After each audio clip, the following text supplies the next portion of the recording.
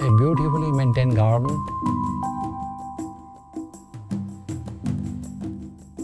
There are some inscriptions also in this mountain which we have made a different video, and that inscriptions are important because that gives us all idea about the historical aspect of this temple, how developed it, in which stages it has gone. This gives a beautiful view. Now in which spaces we have walked, which are corridors we have walked, you can see from here they are all shown in one view. And behind is these are the small shrines. Behind is a mountain which you can appreciate has got sandstone, red sandstone, that is responsible for making all these great temples. Great temple because they have survived for more than 14 years, 1400 years. So it's a long survival. See how they must have constructed it. A structure which can last so long, and most important here, they have not used anything like a adhesive material. No cement, no adhesive material.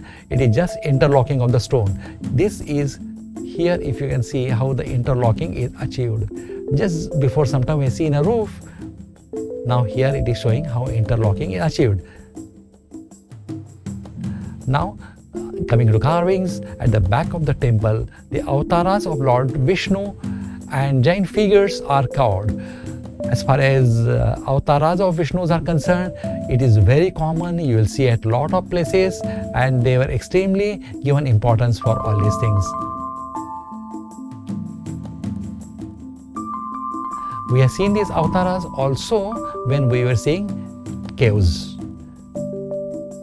This is a temple which shows it. This is a Garbhagriha or Santorum. Above you are seeing a Kalash. Then you are seeing a square structure. And all these things we are going to see in more details subsequently in some other video. This video is meant to have a rough idea about the Bhutnath temple site. As far as temple architecture is concerned, yes, we are going to have it in a different lecture. Now here, this is the main shrine. If we go inside from the steps, we can see carvings here.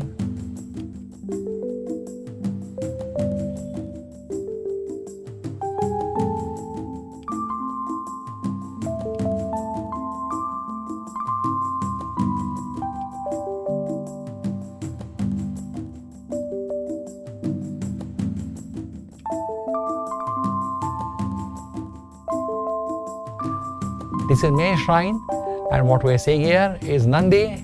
Nandi is there, that means it has to be Shiva, and it is said that this Shiva's temple was earlier a giant temple, and subsequently it was turned to Shiva's temple by Lingayats. The inner shrine is believed to have been built by Chalukyas in 7th century.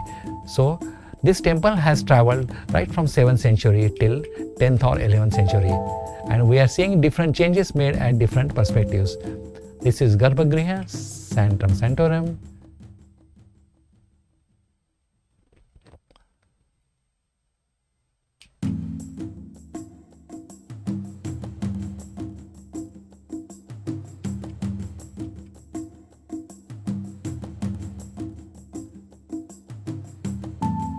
Here also you can see the temple is constructed in two different stages, the earlier and the later one. And sometimes we get a feeling that possibly there is some, there was a damage which was subsequently recovered by the subsequent dynasties. Now inner shrine is believed to have been built by Chalukyas. Now here it should be Shiva's. Shivalinga has to be, was inside. Now after that there is one more complex which is next to it, that is called as Mallikarjuna temple. It lies northeast of the lake, belong to the period of later Chalukyas, that is Chalukyas of Kalyani. It has a tiered pyramidal structure which is characteristic of Western Chalukya architecture. Now what is this? Tiered pyramid structures. Partially we have just now seen, if you could remember, around 2 minutes back. And here again we'll see in this a tiered pyramidal structure, which is a characteristic of a Dravidian type or Chalukyan type